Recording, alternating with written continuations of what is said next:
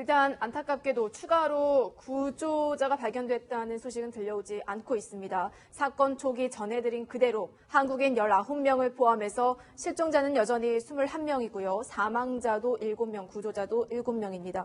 그동안 기상 상황 때문에 수중 수색이 이루어지지 않고 수상 수색 위주로 이루어졌는데 그렇죠. 이제 수중 수색이 이루어질 수 있다는 거예요? 네, 그 다뉴브강에서 침몰한 유람선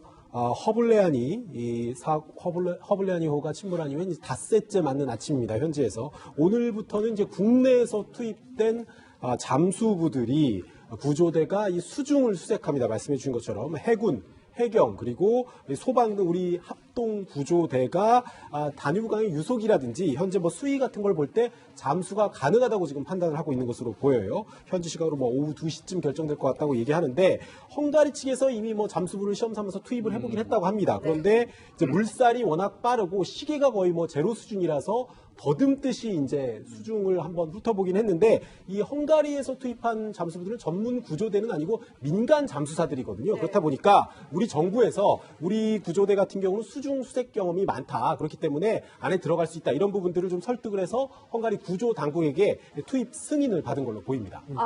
이미 받았나요? 네. 네. 그럼 이제 수중 수색이 이루어지겠네요. 잠수부 투입이 되면은 뭐 본격적으로 인양 작업에도 속도를 내겠죠? 글쎄 말입니다. 이제 수중수색이 된다는 얘기는 이제 인양 작업도 한다는 얘기인데 지금 헝가리에서는 말이죠. 잠수부를 투입하는 거에 대해서 난색을 표하고 있거든요. 그 유속이 빠르고 수질이 혼탁하고 그래서 위험하다. 그래가지고 먼저 선체를 인양하자.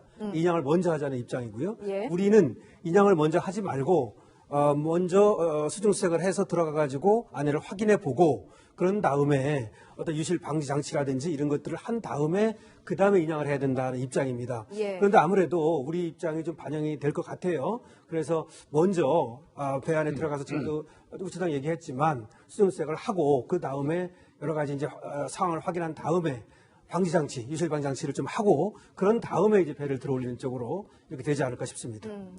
또 목재 선박이라서 끌어올리는 과정에서 파손이 될지 모른다는 전문가의 우려도 나오고 있는 상황이더라고요.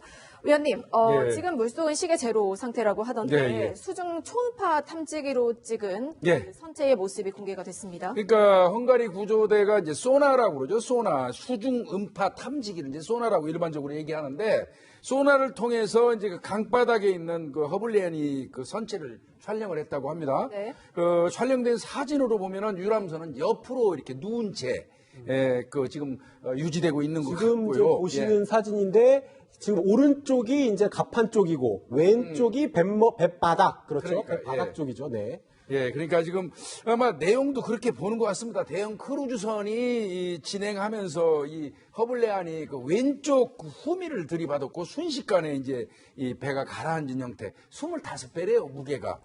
그러다 보니까 무거운 배가 뒤에서 그냥 그 후미를 때리니까 그 충격이 엄청나게 컸던 걸로 보이고요.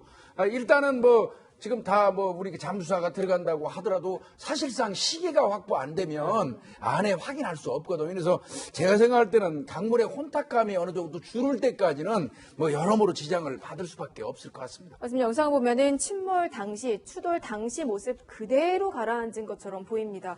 또 사고 원인을 둘러싼 논란도 지금 치열한데 일단 인양을 해서 배의 상태도 파악을 하고 또 목격자의 진술도 들어봐야 되기 때문에 이 하루 아침에 결과가 나올 것 같지는 않습니다. 원인 둘러싼 수사가 지금 속도를 내고 있는데 유전일 차장 이 와중에 사고 원인 관련한 새로운 영상이 공개가 됐죠. 사고 당시, 그러니까 충돌 직후의 상황을 보여주는 다른 각도의 CCTV 영상이 공개가 된 겁니다. 네. 저희가 지금 보여드릴 텐데 이 바이킹 시기노가 이 허블레아니호를 추돌해서 침몰하게 한 뒤에 그대로 운행을 저렇게 하다가 후진을 해서 다시 현장으로 돌아오는 모습이 찍혔던 거예요.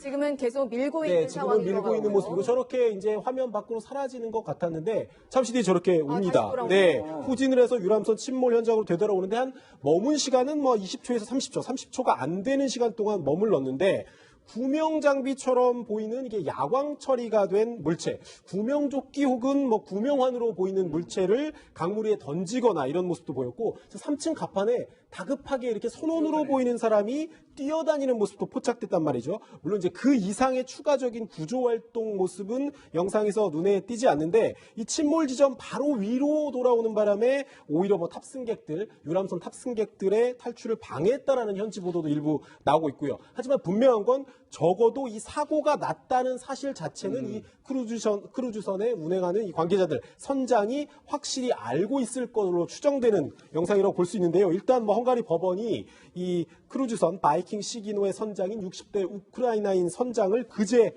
구속했습니다. 부주의와 태만으로 중대 인명사고를 낸 혐의가 있다. 이 헝가리 검찰이 청구한 구속영장 내용을 이제 받아들인 건데요. 선장 측은 뭐 구속의 부당성을 호소하면서 선장 잘못이 아니다. 사고 사실을 몰랐다. 계속 이렇게 주장하고 있는 걸로 알려졌습니다. 영상을 보니까 이 바이킹 시기노가 사고를 인지하고 그냥 떠난 건 아니냐 하는 의심이 일단 듭니다. 하지만 지금까지도 바이킹 시기노 선장 측은 무죄를 주장하고 있고요. 오히려 이번 참사는 날씨 그리고 허블레아니호의 문제로 떠넘기는 듯한 발언까지 했습니다.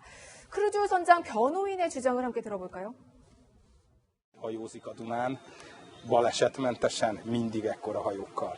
Tetes rossz időjárási körülményekről, felvételeken, ugye, amik a sajtóban is megjelentek, látszik, hogy igen csapadékos időjárás, estilátási viszonyok voltak, rengeteg hajó volt a Dunán, berendezések mind a két hajón itt.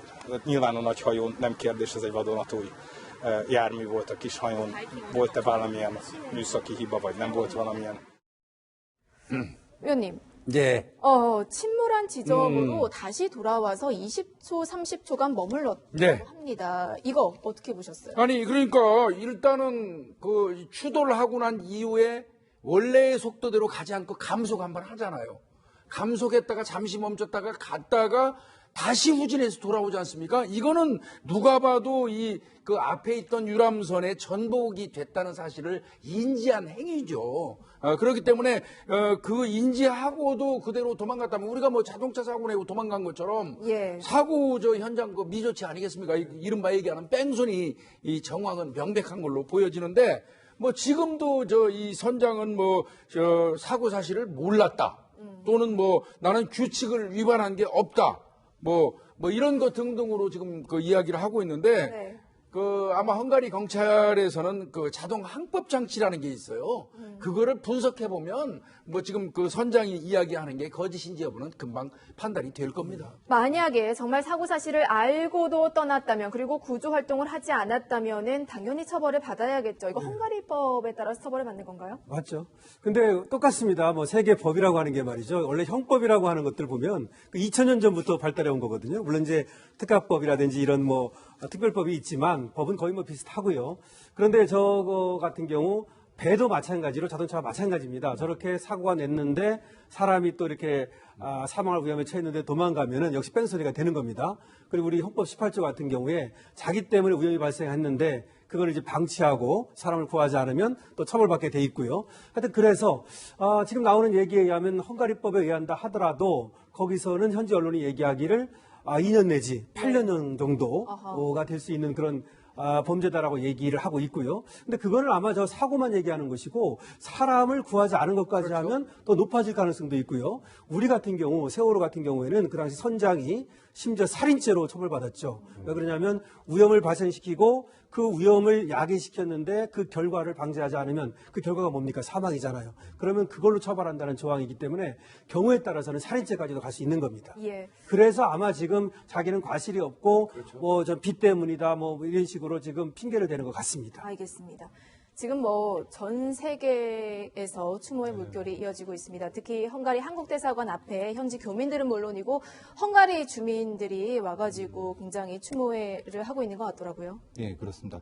현지인들이 추모가 이어지고 있는데요. 특히 마르게트 다리 위라든가 현지 한국 대사관 같은 데서는 이제 국화하고 촛불을 쌓아놓고 여러 뭐 간간히 태극기도 보인다고 합니다. 이거 완전히 충격이고 한국 사람들이 좋아했었는데 이런 사고가 생겨 안타깝다는 얘기도 하고 사실 한국 사람들이 여기서 사실 와서 돌아가신 거 아니겠습니까? 그런 여러 가지 슬픈 얘기들을 많이 하고 있다고 합니다. 특히 이제 기자들한테 한국말로 명복을 빕니다가 뭐라냐고 물어보는 정도까지니까 상당히 참 그쪽도 애통해하는 것 같습니다. 네. 일단 실종자들이 하루빨리 가족들의 품으로 돌아오기를 저희 사건 상황실 간절히 바라겠습니다.